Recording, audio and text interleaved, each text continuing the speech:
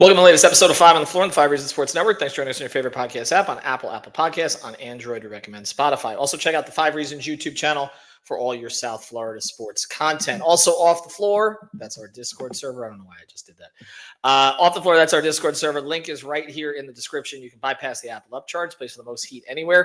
Not just the 10 channels, but also the stage shows. Plenty of content from back in the depths of the arenas. We get right into there with you, and we put it on there before we put it on Twitter. So check it out. Place for the most heat, information, conversation. It's Off the Floor. Also, Prize Picks. Use the code 5 FIVE. You'll get your $50 in free lineups. Prize Picks, the official fantasy sponsor of the Five Reasons Sports Network, is legal in Florida, and you can play across the sports spectrum. It's PrizePicks.com. And now, today's episode.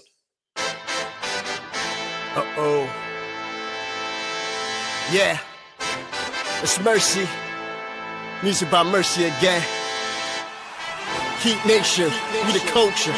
Yo, E, I need you to call timeout.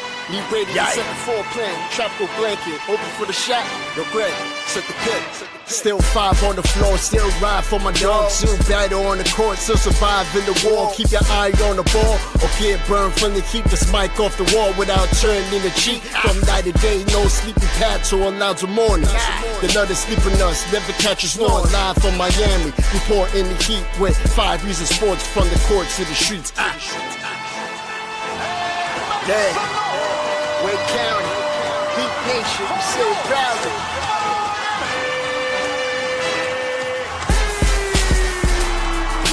Welcome to Five on the Floor, a daily insider show on the Miami Heat and the NBA, featuring Ethan Skolnick, Greg Sylvander, Alex Toledo, Brady Hawk, and others from the Five Reasons Sports Network.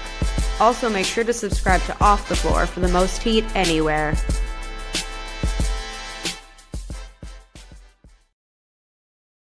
Welcome back to Five on the Floor. Here's today's floor plan. I'm Ethan Skolnick. You can follow me at Ethan J. Skolnick and at Five Reasons Sports. I got Brady Hawk. You can follow him at Brady Hawk 305. Make sure to check out his work, not just here, but the keys, the takeaways, and all of that on our On SI Miami Heat site. So we post that stuff up regularly. Just wrote a story about Drew Smith being kind of the quiet key to a lot of these lineups. But today we're going to talk about the offense more in general. It is the talk of the NBA right now. I did not expect this. Through 3 games, the Miami Heat are scoring efficiently. They're not running a lot of plays. They are being trusted to their own kind of devices to a certain degree. Pick and rolls have sort of disappeared from what they're doing. They're doing this without a traditional point guard. Davion Mitchell has been in that space. Drew Smith backs him up, but also without Tyler Hero. And we will do plenty of episodes as Tyler Hero returns about what that's going to look like, how that affects lineups, offense, and everything else. And we'll probably touch on that a little bit here. But Brady, first, I think let's try to explain what they're doing that's different.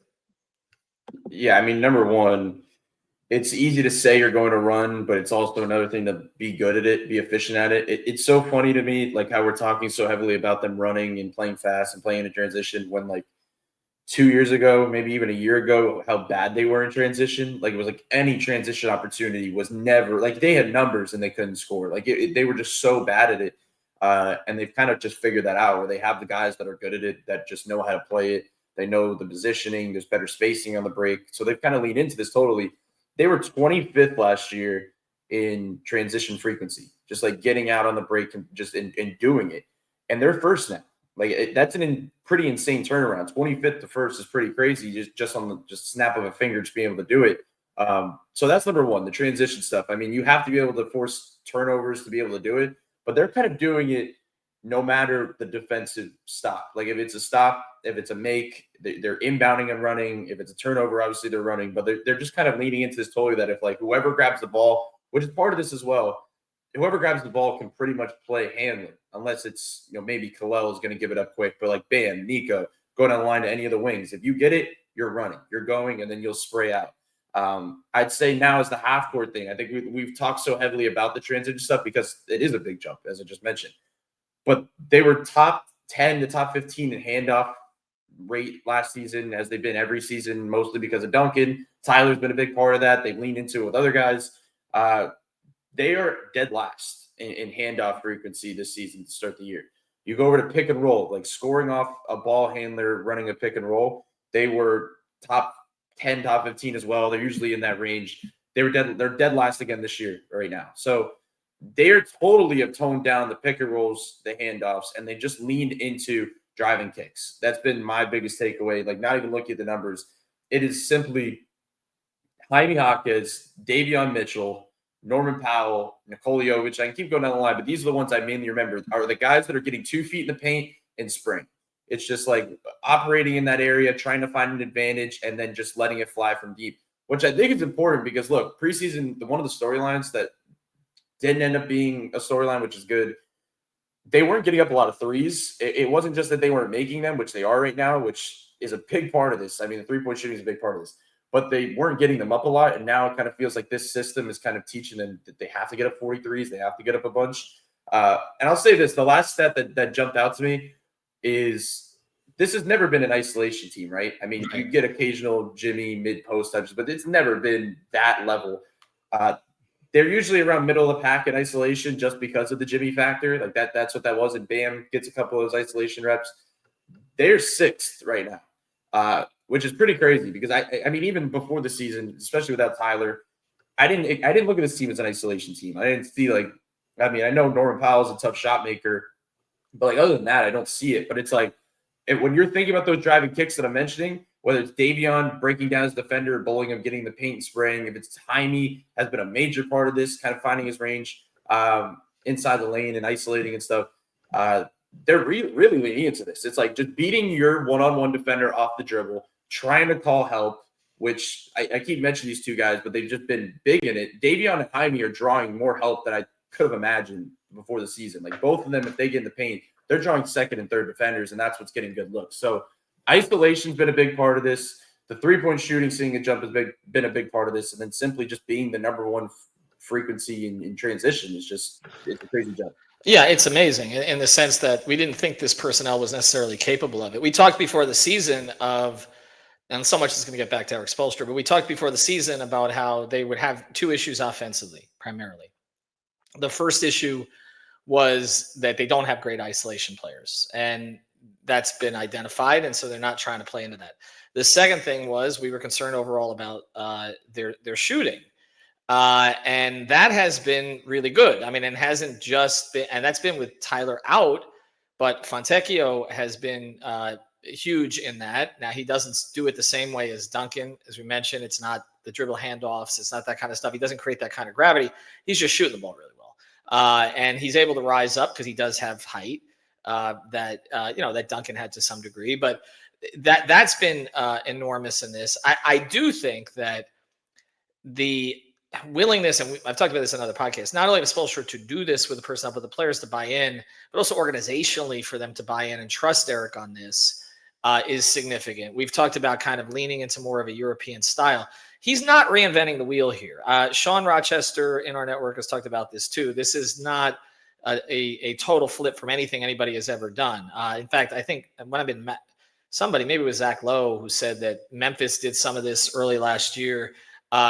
Golden State has done a lot of read and react stuff over the years under Kerr. I think that probably has affected Spo because he has been around Kerr so much of late. So again, this is not a total transformation, but it is different. And when you mention the drive and kicks, that brings me back to 2016-17. That season started 11-30. Spo was having trouble finding a style.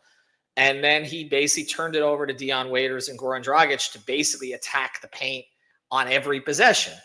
And so he's taken a little bit from all of that. There's a little bit of pace and space in here.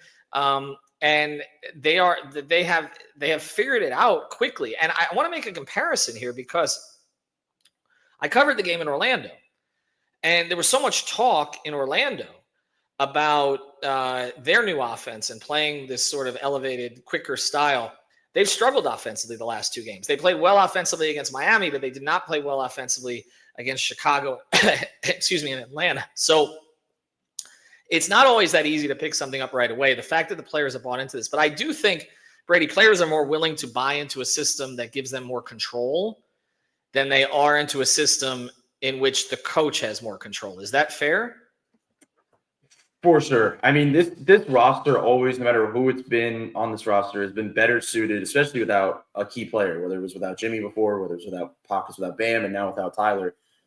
They are better when it's a collective. Like they don't have a guy to replace Tyler. Yes, Powell is doing a pretty good job of that. I mean, mirroring some of the numbers and the shooting, but like you need the ability across the board. Like we talked about it in that one year, I think it was 2022, where they just went on that big shooting run and they had guys like PJ Tucker and Kyle Lowry and Yurtseven that stepped in and just they shot the ball well, and they kind of just collectively the role players stepped up. And that's kind of what you need in this type of system is like you have to see nights like this where they go 10-man deep because you have constant fresh legs. You're running a really fast style. As you said, I think the key word to what you were saying before was read and react, because that's pretty much what this is. I mean, it's literally all read and react. And Bam keeps saying, I don't know if it's a good thing. I don't know if people love it when he says it, but we haven't run a play the last 2 games, but like it's working right now. I mean, they're able to kind of read the defense, figure it out, and not run a crazy amount.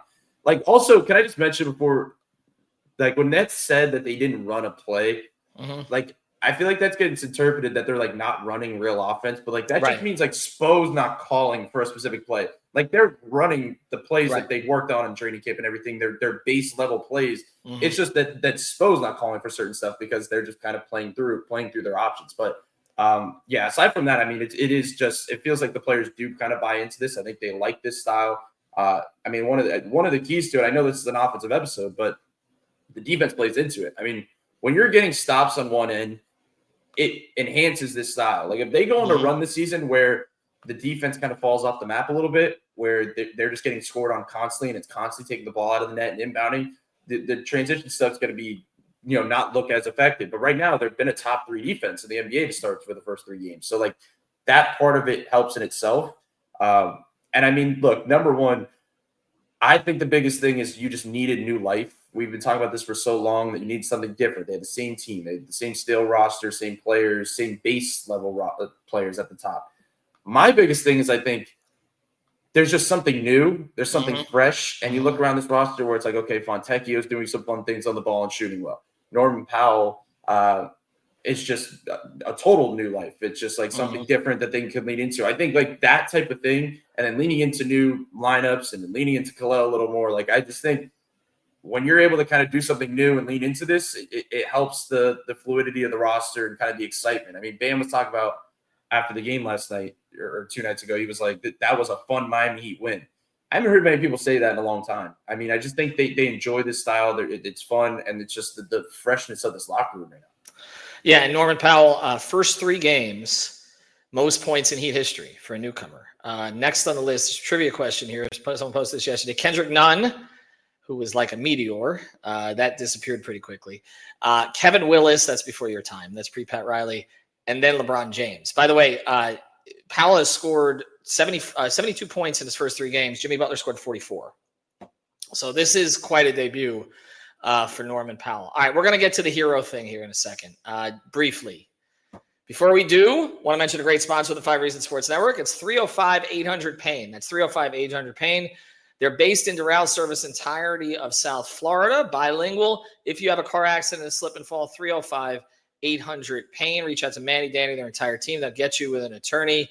They absolutely will take care of you at any single time of the day. When you have a car accident, you don't want to be confused. Go to some local folks who know what they're doing. And it's 305-800-PAIN. The brand is the phone number. All right, let's get to Tyler Hero.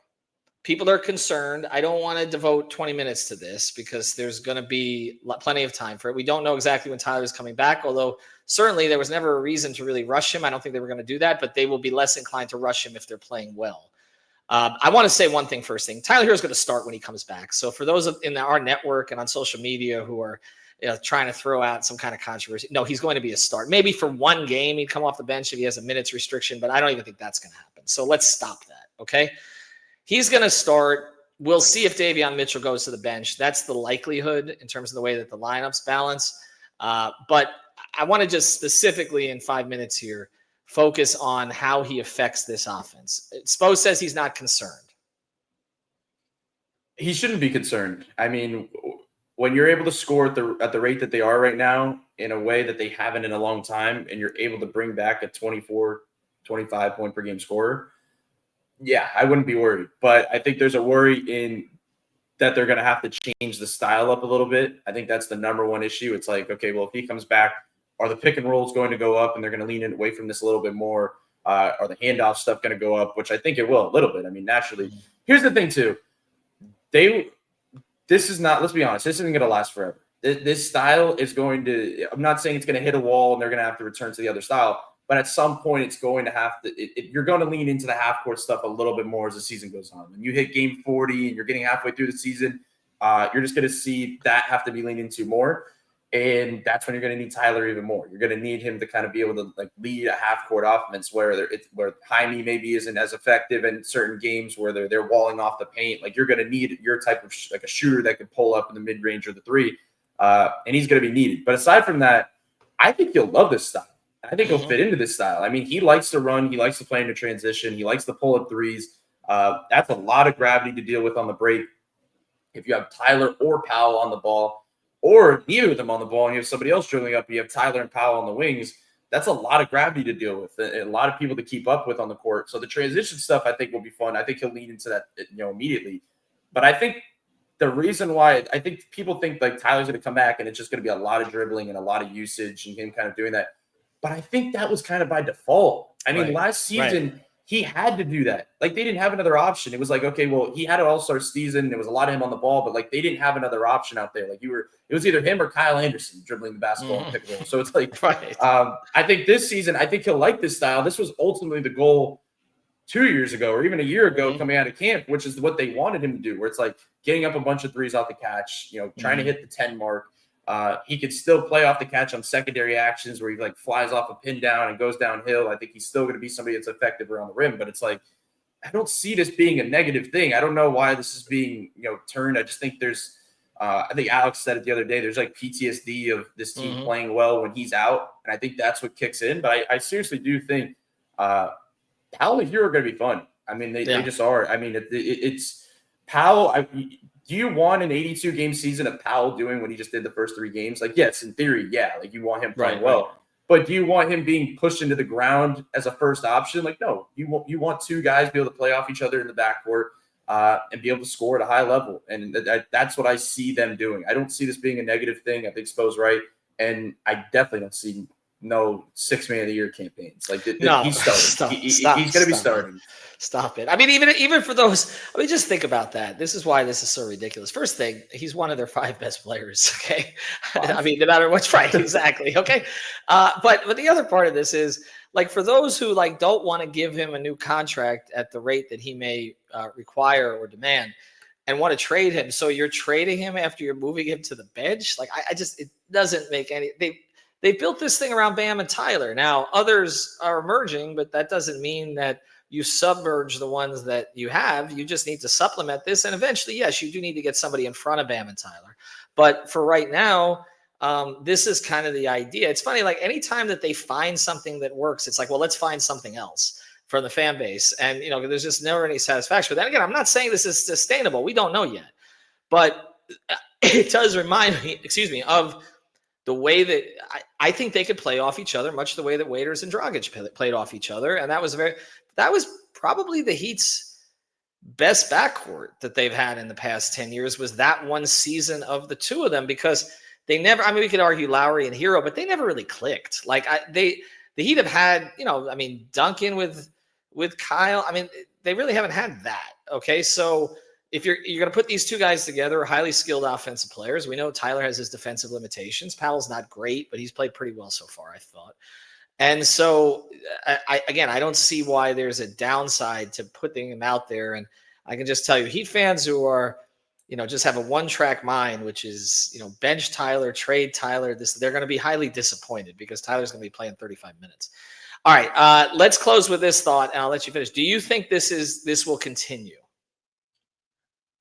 Yeah, I mean, I kind of just hinted at it, but I think it will continue where there's still, I don't think it's going to be number 1. I think it's going to tail off a little bit at certain points of the season. Like, I think it's just the new thing and it's great. I mean, they have to lean into this. I think this roster, this roster can't become a half-court roster. They can't become a half-court offense. I think they need to fully lean into this, but I think it's just not going to be at the same rate. That's why I mentioned I think there's going to be pockets of the season where Tyler's going to be needed extremely because they're going to need to have court offense. They're going to need to maybe have Spo run a couple more plays.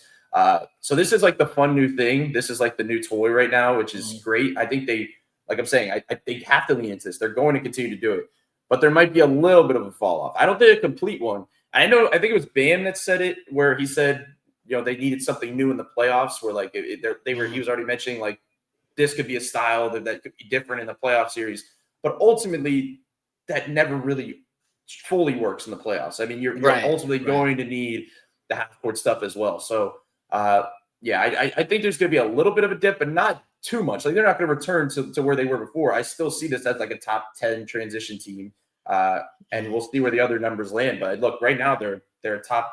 It's funny because they're still like in between that 10 to 15 range in offense. So it's like, which is fine. It's exactly that's exactly what you want. But it is funny how like it's exactly what we talk about. Where like their like best case scenario offensively is around that 10 to 15 range. Because like, they don't have this. They don't have the individual ceiling raiser. That's the thing. They don't have the one guy who's just going to get to the line 15 times and change all their core numbers like that. So this is I think maximizing for them is somewhere around 11 or 12 in the league. Yeah. And if they got anywhere close to that with the way that we know that Spo will cobble together a top 8 defense probably, then you're looking at a team that does have top 6 potential in the East. I mean, that's really where you're at right now. So we'll see where it goes. Playing Charlotte on Tuesday night. Again, check out all of the content on SI.